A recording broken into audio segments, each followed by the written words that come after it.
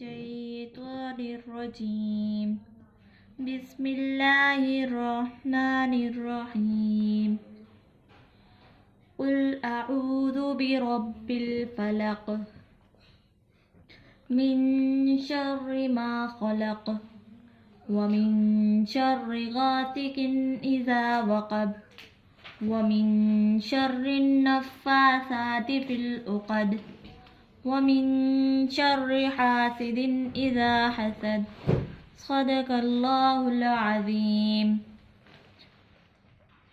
آپ صلی اللہ علیہ وسلم نے فرمایا، مومن کی مثال کھیتی کی سی ہے اور اس کو ہوائیں برابر ہلاتی رہتی ہیں اور اس کو ہمیشہ مصیبتیں پہنچتی رہتی ہیں۔ منافق کی مثال صنوبر کے درخت کی سی ہے، جب تک کاٹا نہ جائے ہل نہ سکے۔ حضرت ابن عمر سے روایت ہے، آپ صلی اللہ علیہ وسلم نے فرمایا کہ درختوں میں سے ایک درخت ہے، اس کے پتے نہیں گرتے، یہ مومن کی مثال ہے۔ اب تم بتاؤ وہ درخت کون سا ہے؟ حضرت عبداللہ بن عمر رضی اللہ عنہ فرماتے ہیں، یہ سن کر لوگ جنگلوں کے درخت میں سے پڑ گئے، مگر میرے دل میں آئے یہ کھجور کا درخت ہے، سو میں شرمایا کہوں۔ حضرت عبداللہ فرماتے ہیں کہ اس کے بعد میں نے اپنے والد حضرت عمر سے ذکر کیا کہ میرے دل میں بھی یہی آیا تھا، یہ کھجور کا درخت ہے۔ حضرت عمر رضی اللہ تعالیٰ عنہ نے فرمایا کہ بیٹا، اگر تم نے یہ کہہ دیا ہوتا تو یہ کہنا میرے نزدیک اتنی دولت مل جانے سے بہتر ہوتا۔ تشریح مثل المؤمنی، اس حدیث میں باعامل بے عامل، کھوٹے کھڑے، پڑھنے اور نہ پڑھنے والے کو مثال سے سمجھا کر تنبیہ فرمائے کہ قسم اول بنو، باقیوں سے بچو، خصوصاً آخری دو سے تو بہت بچنے کی کوشش کریں۔ کھیتی نرم ٹہنی ہوا سے اسے دائیں بائیں جھکا دیتی ہے، کبھی زمین پر سلا دیتی ہے، کبھی رخ بدل کر سیدھا کر دیتی ہے، پس ہوا کے جھونکوں اور کی ضد میں کبھی ادھر ادھر۔ یہی حال مسلمان کا ہے، مصائب و آلام، امراض و اعراض، مشقت و ملامت میں گرا دیتا ہے، لیکن آخرت کی راحت و نعمت کی امید پر صبر و شکر سے کام لیتا ہے۔ کمثل الشجرۃ الارضی بھی کہا جاتا ہے کہ قد آور قومی درخت جو ہوا کے جھونکے سے متاثر نہ ہو۔ امام ابو حنیفہ رحمۃ اللہ علیہ کہتے ہیں، یہ عرب کے درختوں میں سے نہیں، سنگلاخ، زمین میں پیدا بھی نہیں ہوتا، بہت زیادہ لمبا ہوتا ہے۔ قیل انہ صنوبر، اس کی تعین میں صنوبر کا نام لیا گیا ہے۔ اس میں یہ تعریف پوری آتی ہے، لیکن یہ تمثیل و تعین ہوگی، حصر نہیں ہوگی۔ اس کے علاوہ کسی درخت کو ارض نہیں کہہ سکتے، بلکہ یہ ایک مثال ہے، ایسے اور درخت بھی ہو سکتے ہیں۔ اس کا مطلب یہ ہے کہ کافر مثل اس درخت کے ہے جس سے ہوائے کوئی مضرت نہیں، بس سیدھا صحت مند اکڑ کے ساتھ کھڑا ہے، جب گرا تو ختم۔ اسی طرح کافروں کو نیکی پر جزا یا تکلیفوں سے گناہوں کی معافی تلافی نہیں۔ اس سے مراد نہیں کہ کافر کو مرض و مصیبت آتی ہی نہیں، یہ تو مشاہدہ ہے، کافی بیمار ہوتے ہیں، مصیبتیں ان پر آتی ہیں، لیکن ان سے ان کے گناہ جھڑتے ہیں، نہ درجات بلند ہوتے ہیں۔ ہاں، جزوی طور پر کہہ سکتے ہیں کہ بعض کافروں کو اتنی مہلت ملتی ہے کہ پوری زندگی سر میں درد تک نہ ہوا، لیکن گرفت آئی تو ایک ہی ڈبکی میں کام تمام۔ اب یہاں تک تھا کہ کاٹ دیا جاتا ہے، معروف بھی پڑھ سکتے ہیں، کٹ جاتا ہے، گر جاتا ہے، جڑ سے نکل آتا ہے، یعنی کافر ایک ہی مرتبہ پکڑ میں آتا ہے۔ اب یہ ہے کہ وہ پہلی نمبر سوال کرنے اور اصحاب تلامذہ کے ذہن کو پرکھنے اور خوش طبعی کا ثبوت ہے۔ سوال کہ اس میں ہے کہ حدیث باب میں اس قسم کے سوال کا ذکر اور ثبوت ہے۔ جواب یہ ہے کہ راوی حدیث اوزاعی رحمۃ اللہ علیہ کہتے ہیں، یہ بہت مشکل مسئلہ ہے۔ شیخ الاسلام نے کہا کہ دراصل اس قسم کے سوال کے دو مقصد اور انداز ہوتے ہیں۔ نمبر ایک، مجلس میں تازگی، چستی، نشاط اور تشخیص اذہان کے لیے۔ نمبر دو، کسی کی خجالت اور رسوائی اور مذاق کے لیے، عاجز کرنے، ہرانے کے لیے۔ قسم اول درست ہے اور حدیث باب میں اسی کا ذکر ہے۔ قسم ثانی ممنوع ہے، حدیث ابو داؤد میں اسی سے نہیں وارد ہوئی ہے۔ ابن عمر نے جواب کیوں نہ دیا؟ تو اس کا جواب یہ ہے کہ راوی حدیث ابن عمر کہتے ہیں، میرا خیال کھجور کی طرف گیا، لیکن ادب کی وجہ سے میں خاموش رہا۔ ابن عمر رضی اللہ عنہ کا خیال دلالت حال کی وجہ سے ابن عمر سمجھ گئے۔ ابن حجر رحمۃ اللہ علیہ کہتے ہیں کہ اس وقت آپ صلی اللہ علیہ وسلم کے پاس جمع کھجور کی گری تھی اور آپ تناول فرما رہے تھے، اس دلالت حال کی وجہ سے ابن عمر سمجھ کے۔ ابن حجر فرماتے ہیں، آدمی کو اس قسم کے سوالات میں اپنے ارد گرد و کیفیت حاضرہ پر غور کرنا چاہیے۔ اسی طرح سائل کو بھی چاہیے کہ بعید نہیں بلکہ کوئی قریبی چیز کے متعلق سوال کرے تاکہ کچھ نہ کچھ قرینہ بھی رہے۔ یہ حیاء کبار صحابہ کرام کی موجودگی کی وجہ سے تھا۔ جواب نہ دینے کی وجہ اس میں موجود ہے، حیا اور ادب کی وجہ سے فاستحییت بولے۔ حدیث میں ہے کہ وہ اس میں جمار کا ذکر بھی ہے، اسی طرح انا عاشر عشرۃ اور کے الفاظ بھی بخاری شریف میں۔ اس سے آداب کا بھی سبق ملا کہ آدمی کو جواب دینے میں جلدی اور بڑوں پر تقدیم نہ کرنی چاہیے۔ جب وہ خاموش ہو تو انتظار کرے، وہ جواب دے تو فبیہا ورنہ جواب دے۔ اب کھجور کے درخت و مسلمان کے ساتھ تشبیہ کی وجوہ کیا ہے؟ تو علامہ عینی رحمۃ اللہ علیہ کہتے ہیں کہ اس میں اہل علم کا اختلاف ہے۔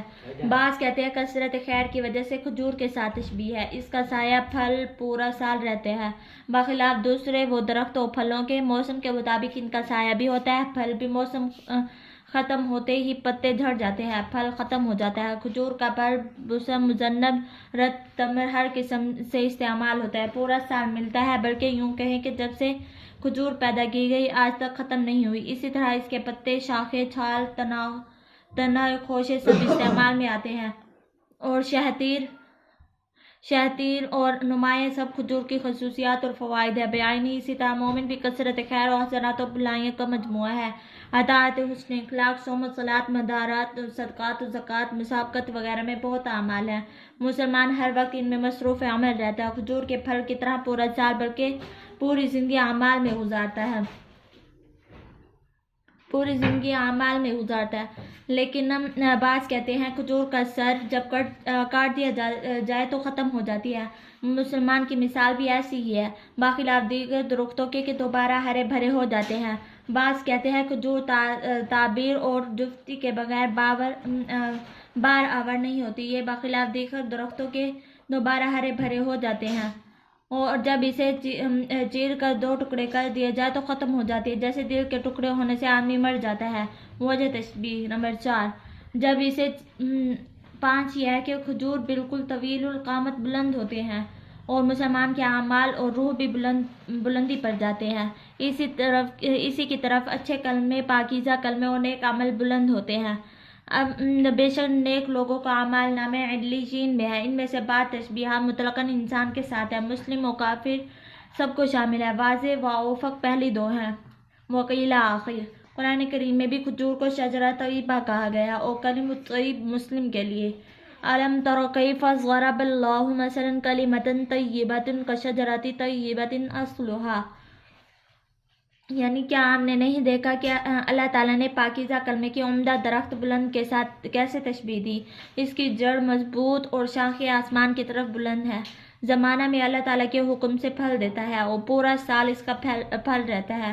احب الیہ من کذا و کذا، ابن حبان نے شدید حمر نعم زیادہ کیا ہے، یہ اس لیے تھا کہ جواب کی وجہ سے ابن عمر کی ذہانت اور ذکاوت کا علم و اظہار ہوتا، اور آپ صلی اللہ علیہ وسلم دعا دیتے جیسے کہ وہ ابن عباس کو دعا دی تھی۔ اس سے ہم نے بیٹے کی تعریف، حوصلہ افزائی کی خواہش کے درست و غیر مذموم ہونے کا ثبوت ملتا ہے۔ باب ما جاء فی مثل الصلاۃ الخمس، 5 نمازوں کی مثال۔ سیدنا حضرت ابو ہریرہ رضی اللہ تعالیٰ عنہ سے مروی ہے کہ آپ صلی اللہ علیہ وسلم نے فرمایا کہ اگر تم لوگوں میں کسی ایک کے دروازے پر نہر ہو جس میں وہ روزانہ 5 مرتبہ نہاتا ہو، تو بتاؤ کیا تھوڑا سا میل بھی اس کے بدن پر باقی رہے گا؟ کیا تھوڑا سا میل بھی اس کے بدن پر باقی رہے گا؟ آپ نے فرمایا یہی 5 نمازوں کی مثال ہے، اللہ تعالیٰ ان کے ذریعے گناہوں کو مٹا دیتا ہے۔ یمحو اللہ بہن الخطایا، یہاں پہلی بات یہ ہے کہ نمازوں سے صرف صغیرہ گناہ صاف اور معاف ہوتے ہیں، یا صرف کبیرہ تو سب معاف ہوتے ہیں؟ تو اقوال مختلف ہیں، لیکن راجح یہ ہے کہ نماز حسنات سے صغیرہ معاف ہوتے ہیں، کبیرہ توبہ سے معاف ہوتے ہیں۔ ہاں اتنی بات ضرور ہے کہ نماز اور دیگر اعمال صالحہ سے صغائر کے معاف ہونے کے ساتھ توبہ کی توفیق مل جاتی ہے، اسی طرح نیکی توبہ دونوں کے مجموعے سے سب معاف ہو جاتے ہیں۔ اس کی دلیل یہ ہے قرآن کریم میں ان الحسنات یذہبن السیئات، یا ایھا الذین آمنوا توبوا الی اللہ توبۃ نصوحا۔ سورۃ ہود مکیہ میں بشارت و خبر دی، نیکیاں برائیوں کو لے جاتی ہے۔ پھر سورۃ تحریم مدنیہ میں توبہ کا حکم دیا، محل استدلال یہ کہ اگر نیکیوں سے سب سیئات و صغائر کبائر معاف ہو چکے، مٹ چکے، تو پھر کس چیز سے توبہ کا حکم دیا؟ اب یہ ہے کہ ہم پڑھ چکے ہیں کہ اسی طرح انعامات منعم میں وہاں بھی آپ صغیرہ و کبیرہ پر دقیق تحقیق پائیں گے۔ باب بالعنوان سیدنا انس رضی اللہ تعالیٰ عنہ سے مروی ہے کہ آپ صلی اللہ علیہ وسلم نے فرمایا کہ میری امت کی مثال بارش کی سی ہے، نہیں ہے مجھے معلوم اس کی ابتدا اچھی ہے یا اس کا آخر بہتر ہے۔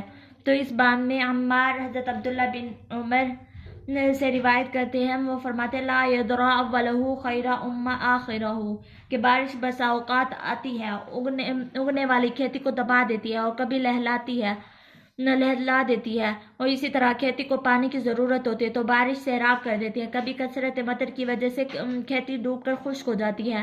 مسئلہ مہمہ وَلَهُ آخِرَهُ کے الفاظ سے بعض حضرات نے استدلال کیا کہ امت کے آخری افراد میں سے ممتنع نہیں کوئی ایسا ہو جو اول امت صحابہ کرام سے فضیلت رکھتا ہو۔ جمہور اہل علم اور سلف خلف کا قول اس کے خلاف ہے، وہ کہتے ہیں صحابہ سے افضل و بہتر تو کجا ان کے رتبے کو بھی نہیں پہنچ سکتا۔ وآخر دعوانا ان الحمد للہ رب العالمین۔ ہمارے چینل کو سبسکرائب کریں۔